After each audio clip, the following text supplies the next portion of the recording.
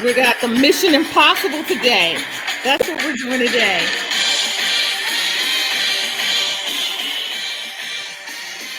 And we got a He's Disruptive got a Doubt is on a mission. Okay, on a so mission. actually that music is very fitting. Thank you, Paula. DJ is about to be DJ PB in a second. Um, all right, yeah. Welcome everybody to our live stream, and we appreciate you helping us to grow our channel. Please leave comments and feedback for whatever your takeaways may be today. We definitely have a message because we definitely have a mission. We have been talking about our upcoming town hall, which is on June 18th. It is virtual, so that means wherever you at, you can come. Okay, it's going to take place from 6:30. It starts at 6:30 Starts until at what time is that? I can't even see. 8 So to 8 8. o'clock. Okay, All Eastern right. All right. Standard No, Time. you're fumbling the mission, Shayna. You're fumbling the mission. Why am I fumbling the mission? The time. Oh yeah, that's true. I am fumbling that. All right, it's 6:30. It's 6:30 to 8 p.m. Eastern Standard Time. So wherever you at, make sure. What time is that for you, Angele? And what time is that for you, Paula? Right now I'm in Cali, so I'm 3 hours behind. So I'm gonna be about 3:30 for me. 3:30 for you. How about you, Okay. Angela? It'll be 5:30 Central Time. I mean, it depends on where I am that week. Oh, okay. Oh, she's a jet setter. We got a jet setter in the house today. Right. That's what we have. She said, depending on where she's at. Where are you gonna be? Mm, Jet setting off too, on right? in the virtual world. But yes, what did you say? 6:30 Eastern Standard Time. 6:30 Eastern Standard Time. Yes. So Mhm. please join us. We appreciate that. All right. And so we're going to continue on with our conversation about the future of money, right? Okay. Yeah. And how we feel about that. So we've been talking about how we feel based off of these prompts that I'm going to bring up in just a few. We have two today, y'all. So we'll go round table and be brief, but also uh, as much transparency as you can share about your feelings on this, because these are really feely questions today. So we have a penny for your thoughts. If you could shape the future of money, what would it look like? That's such an interesting question. If you Hmm. could shape the future of money, what would that look like? If I could shape the future of money, are we talking dollars? We talking digital? We talking what? I'm just talking It's all, billions. All I it's want to that's well, that's all money. do. So Yeah. all of it. I think I definitely imagine a more equitable future for all. I think with what's happening right now, especially in America, is that we're going to have the opportunity to build new ecosystems, which it's definitely a part of our mission is Disruptive DAO, is being able to have more financial resources for what we need and not being dependent upon a particular party or systems that we know don't work and especially don't work for us, and really being able to mold our futures. Like, what does that look like? What does that look like for small business owners, for creative entrepreneurs, for artists like myself, which is why I'm in this space. I came in as an artist and learned a lot of new things, and I definitely can see the potential of how art could be more practical, which I was always told art is not a practical profession. So I've spent time studying in school of things that I was not passionate about, and come back full circle. I'm focused on art again, and there's about to be a space where that's lucrative, financial freedom, vitality, security, all of the above. Yes, please. So yeah, Mhm. that'll look like multiple ecosystems, not just one that we're dependent upon, like our governments or who's elected for what and um, how much decisions, how much they are in our personal decisions, but us having resources so that we can decide for ourselves and have the access to it. And I'm complete. Yeah, that's pretty good. What do you I think? That's thought you just interesting. Yeah, I have, what initially came to mind when I saw the future of money looks like. So, y'all know money is not real. right? Like it's not a real thing. We used to trade salt for exchange, um, and spices and things like that. So what it really is like, what does the future of commerce look like? Where we're just exchanging value for value, or we're exchanging resources for resources. That's all it is. We used to change. Oh, I don't have my cowrie shells on today, but cowrie shells used to be a form of money. So money really doesn't exist. What exists is a mechanism to exchange value. And so that's why I'm super excited about this digital landscape, because programmable money is Hmm. what is being talked about when you're looking at digital assets and cryptocurrencies, being able to program into your code the value of whatever it is that you're exchanging. So it's like, I got a digital book, right? And I can program my value of it into that digitally and exchange it. We don't have to exchange any coins. We don't have to go to the bank to do that. I could just exchange it, put that in the code, exchange it to you for value, and that's an exchange.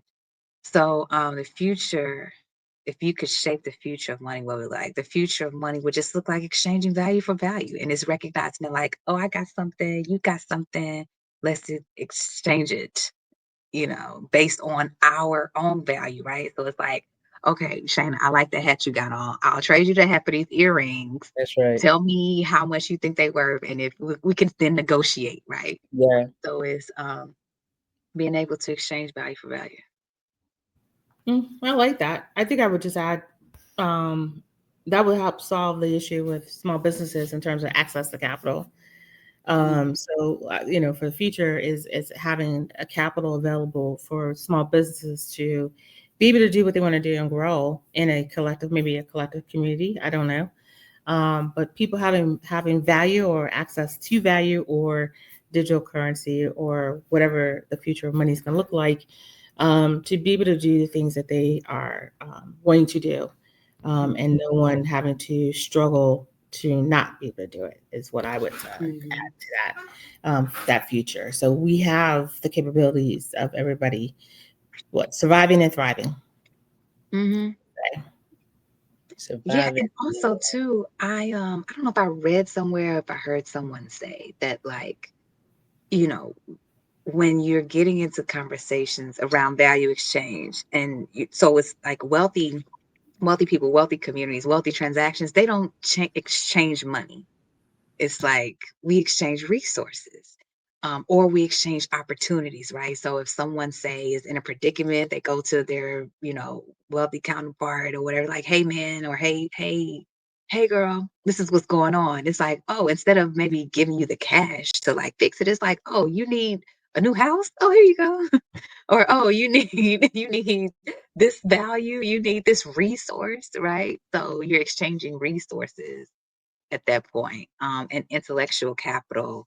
So it's really a conversation of what are we valuing, and getting access to. So even when you talk about the conversation of access to capital, right? Like, even to get access to the capital that we need to either develop technology or build a business or to build a community, whatever, there's still an exchange.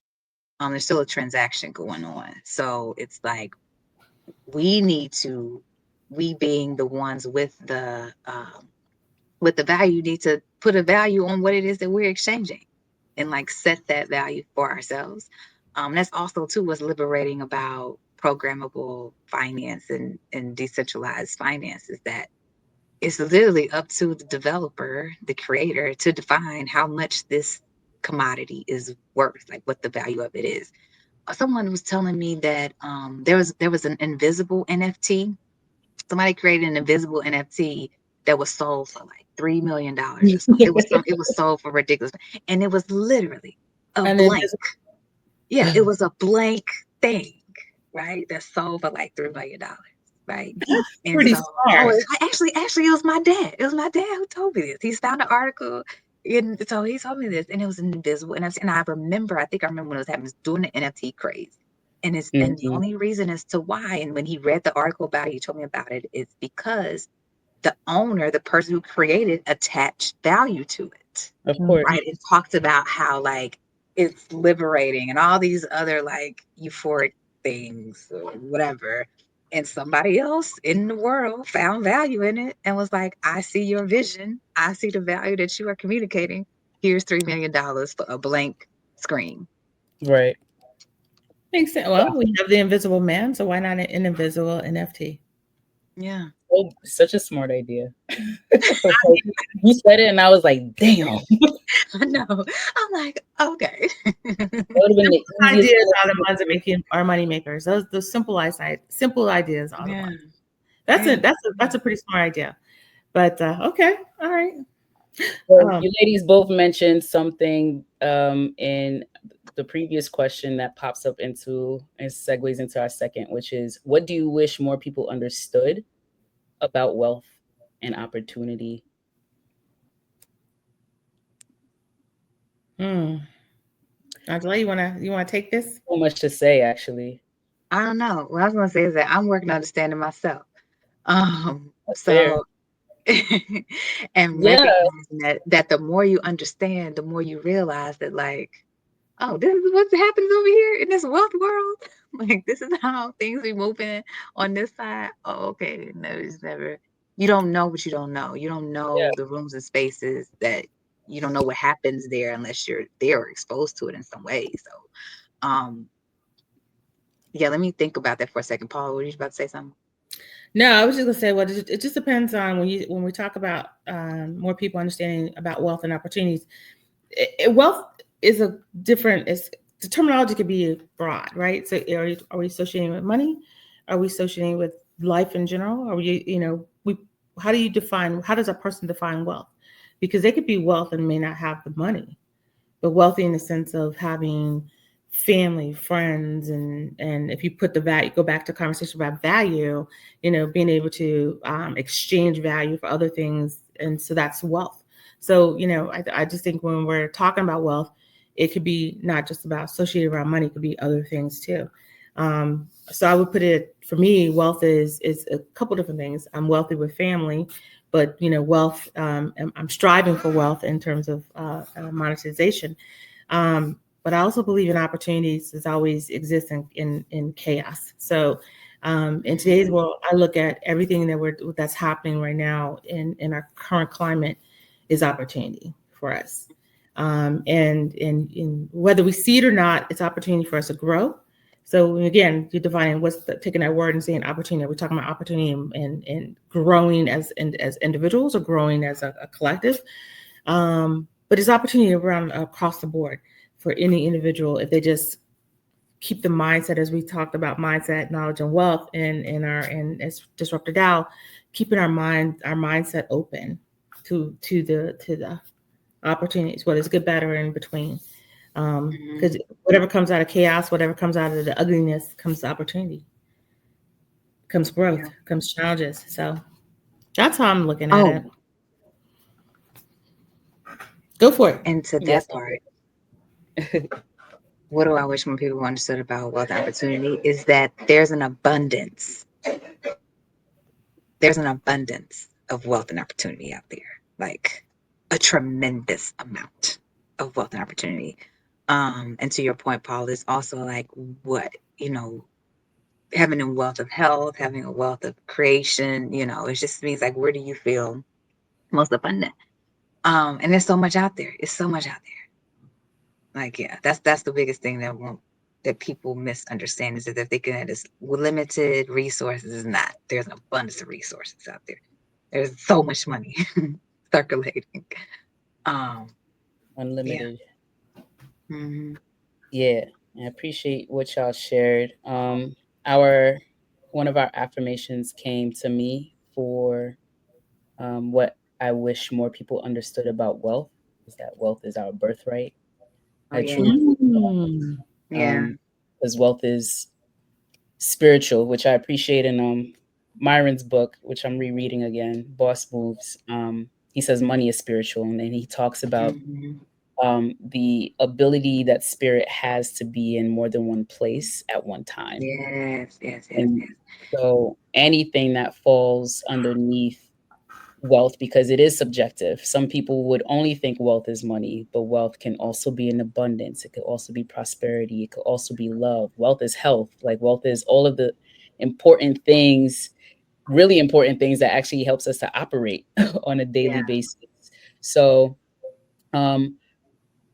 everyone has this birthright. And so because we do, if we're not living in that in this moment, I don't believe that that's because it's an outside source, if it's spiritual, personally.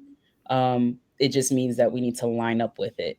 And I Mhm. think that's what we're essentially talking about right now is like, how do we align with our own needs by Mhm. being the source, right? So that we can access the resources and then also share it as well. How do we all provide value so that and different kinds of value so that we can just exchange and share in transaction with one another. And then on the back end with opportunity, what I wish more people understood about opportunity is a mind shift that I have around this particular word is that opportunities are not only given, they're created. Mm. And so we can create our own opportunities, especially when we are creating value, because we're creators. That's what we do. There's a problem, we create solutions for it. So if we create a solution, right, to someone else's problem, we're actually created the opportunity to solve someone's problem. So I think that it's not enough to sit around and wait for an opportunity to be presented. I think it's very important to create the opportunity if you're actually paying attention. I have endless conversations sometimes with a friend, but then on the back end, it could be the same exact conversation that I would spend in coaching for, and a person would pay me for it. Right. So I think that it's important to realize what your talent, skill sets, passions, interests, whatever it is that drives you or that you can do is, and to create an opportunity using that to create wealth. Yeah. Actually, it goes hand in hand. What Wow. what came to mind too real quick, Shaman, was that Shawnee says money is an acronym that stands for my Yes, own natural energy yield. Yeah, my I own love natural energy it. yield. Yeah, I know. I was like, okay, I can rock with that. I like that. Yeah, Yeah. and it's true. At least it aligns with what we're talking about right now. Yeah, I'm a firm believer in all that. I think I came up with, as we shouldn't always talk about creating our little sayings for merchandise. It's like, don't tell me, show me. And the other thing is billionaires don't wait, they create. So, I'm Yes, going into 2025 with a billionaire mindset that, I'm not going to wait for it. I'm just going to create it. create it then. Let's go. you know, create the path. If we can't come to the table and be at the table, then let's make space for us to be at the table. Yeah, So we gotta that's create our how own that's how the space. mindset. Yeah, create our own mind space or space for it.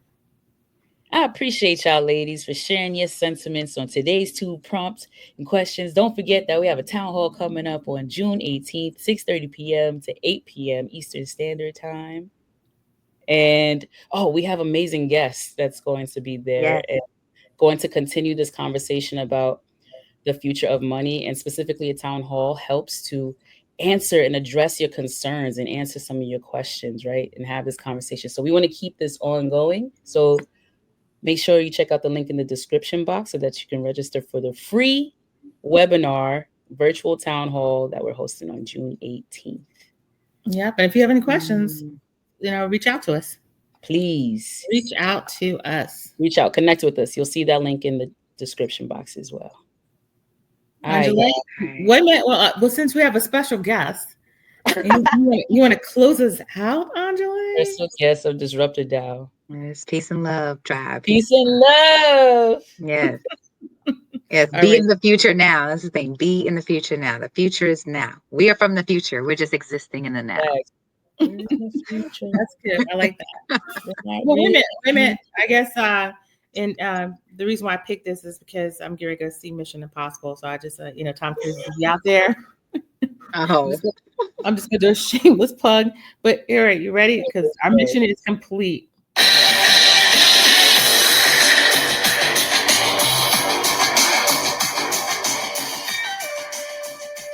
Okay, that's all I'm gonna play. But I'm gonna go see it this